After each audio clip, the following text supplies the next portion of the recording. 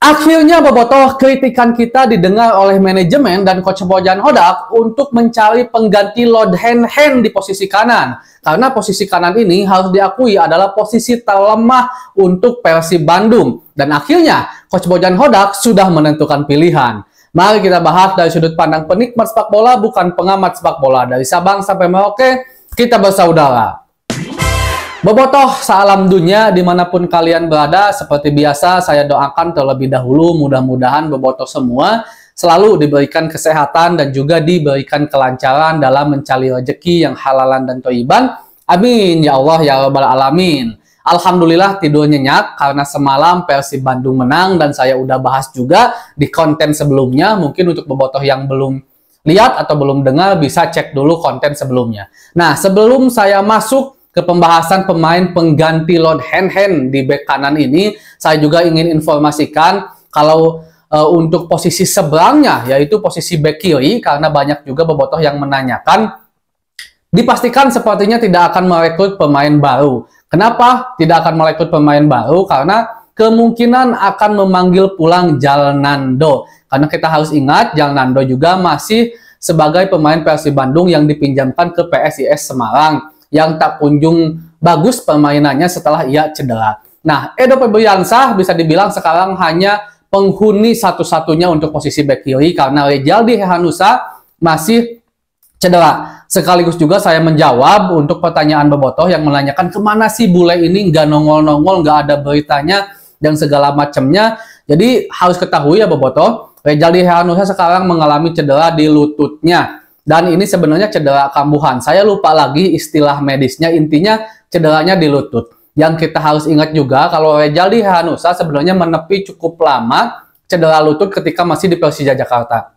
Lalu ia berhasil sembuh tapi tak kunjung mendapatkan menit bermain sehingga pada akhirnya direkrutlah oleh coach Luis Milla dan kembali menemukan performa terbaiknya ketika berseragam Persib Bandung, bahkan memberikan gelar juara. Pokoknya nama edan pisan kalau bule udah main tuh elegan gitu lah. Walaupun memang tidak secepat Edo Febriansah, tapi permainannya itu benar-benar elegan. Tapi sayangnya ketika laga melawan mana ya, saya lupa lagi, Dewa kalau saya gak salah, Rejaldi Hehanussa pada akhirnya kembali mengalami cedera sehingga dia harus ditarik dan juga sampai saat ini dia masih mengalami cedera. Sebenarnya ketika David udah mulai berlatih, Rejaldi Hehanussa juga udah mulai berlatih. Ada kelihatan berlatih bersama Persib Bandung, walaupun memang latihannya masih terpisah. Tapi pada akhirnya tiba-tiba tim kedokteran Persib Bandung mengumumkan kalau Rejaldi Hehanussa harus menepi beberapa bulan ke depan. Bahkan 3 atau 4 bulan, saya lupa lagi gitu kan. Intinya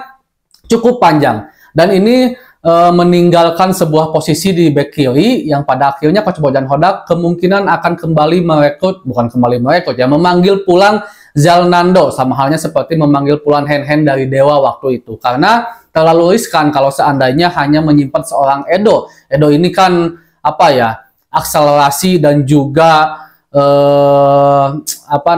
daya juangnya itu tinggi banget untuk Persib Bandung. Jadi sangat rentan untuk cedera dan terutama juga akumulasi kartu. Jadi harus ada pelapis.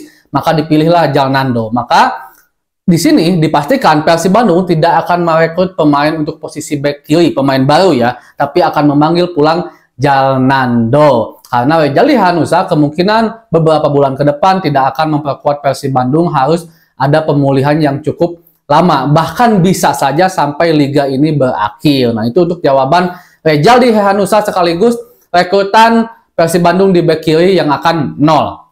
Nah, sekarang kembali ke bek kanan, bobotoh. Bek kanan ini adalah posisi yang sangat dikritiki oleh banyak bobotoh, terutama oleh saya juga. Bahkan ini udah bisa dilihat dari era coach Robert Rene Albert, era coach Robert, era coach Luis Milla, dan sekarang era coach Bojan Hodak. Karena sang penghuni utama posisi bek kanan ini yaitu di posisi Hen-Hen yang dimiliki oleh Hen-Hen. Dan Hen-Hen ini sebenarnya kalau saya pribadi, penilaian saya pribadi, Hen-Hen tuh nggak bagus-bagus amat, nggak jelek-jelek amat. Tapi bisa dibilang cukup lah gitu untuk posisi bek kanan. Cuman memang kadang-kadang tidak stabil.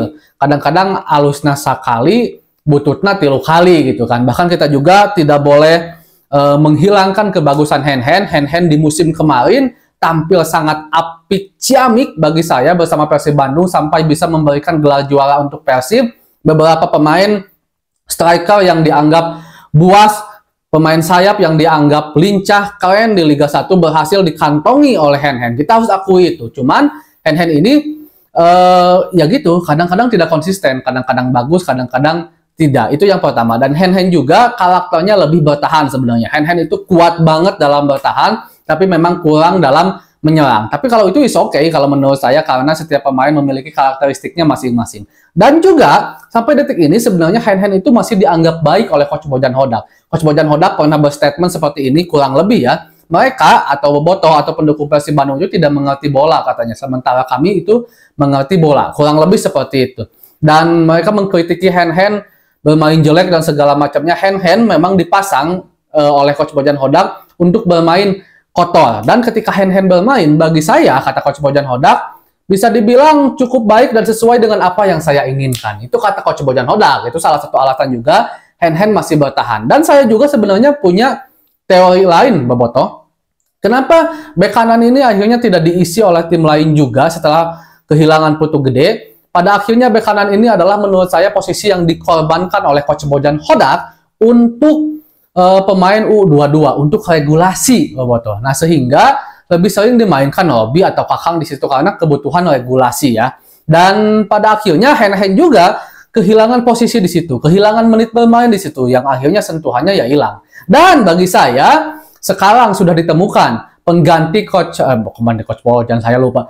Pengganti Hen Hen maksud saya di bek kanan, yang ternyata itu bukan rekrutan dari luar, tapi pemain asli Persib Bandung itu sendiri, yaitu Rahmat Irianto, Boboto. Saya sangat berharap Rahmat Irianto bisa dipermanenkan di posisi bek kanan.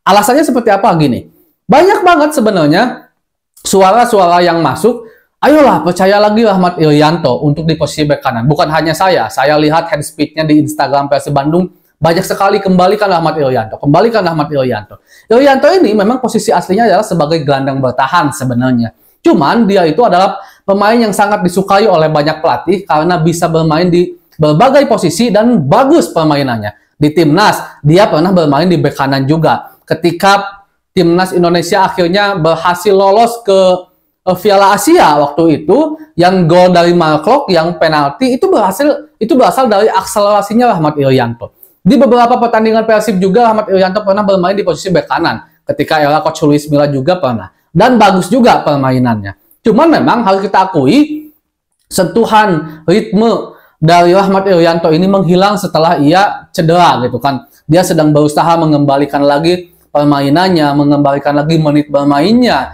mengembalikan lagi kepercayaan pelatih. Cuman kalau untuk di posisi tengah, memang penuh, kita harus akui. Ada Klok itu, ada Adam Alis, ada Coach Cijan, ada Beckham Putra juga bisa bermain di situ, ada Delpino juga, gitu kan. Ada Deddy Kusnanda, bahkan pemain muda Azikri yang memincut permainannya juga.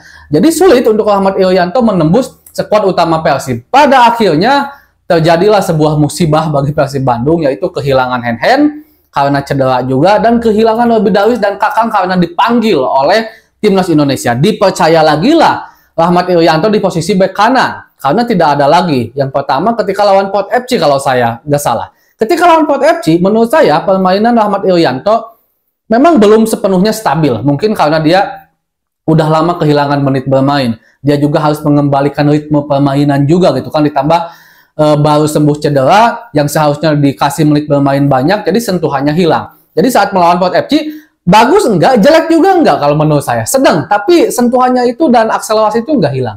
Ketika melawan Zhejiang, di situ bagi saya puncaknya. Persib dengan Rahmat Irianto sangat kokoh di lini kanan dan juga stabil dalam menyerang, bisa dibilang seimbang, bahkan menciptakan satu penalti ya yang ditendang oleh Delpino saat melawan Zhejiang, itu hasil dari akselerasi Rahmat Irianto. Dan sebenarnya itu adalah apa ya, karakteristik Rahmat Irianto. Ciri khas Rahmat Irianto selalu berusaha menusuk, dan malam puncaknya saat melawan PSS Sleman yang alhamdulillah kita berhasil menang 2-1. Rahmat Irianto bermain sangat luar biasa kalau menurut saya.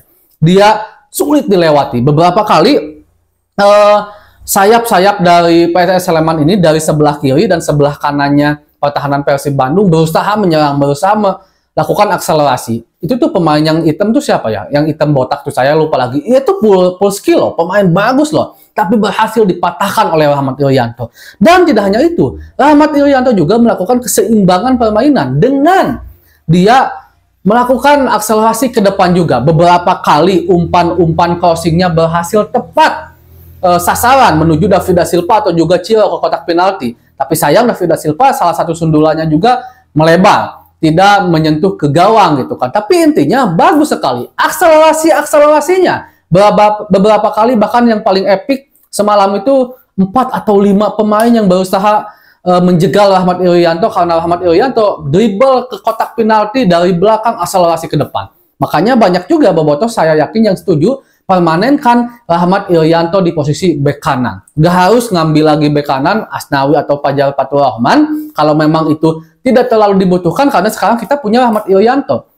Karena akan agak sulit kalau seandainya Irianto dipaksa untuk bermain di tengah, karena di tengah sekarang udah banyak. Jadi opsinya untuk ngirit juga, dapat pemain hebat juga, Rahmat Irianto permanenkan di posisi kanan. Itu bobotoh kalau menurut saya pemain yang memang harusnya dipilih oleh Coach Bojan Hodak, dan mungkin juga ada di pikiran Coach Bojan Hodak. Segitu dulu untuk pembahasan hari ini. Assalamualaikum.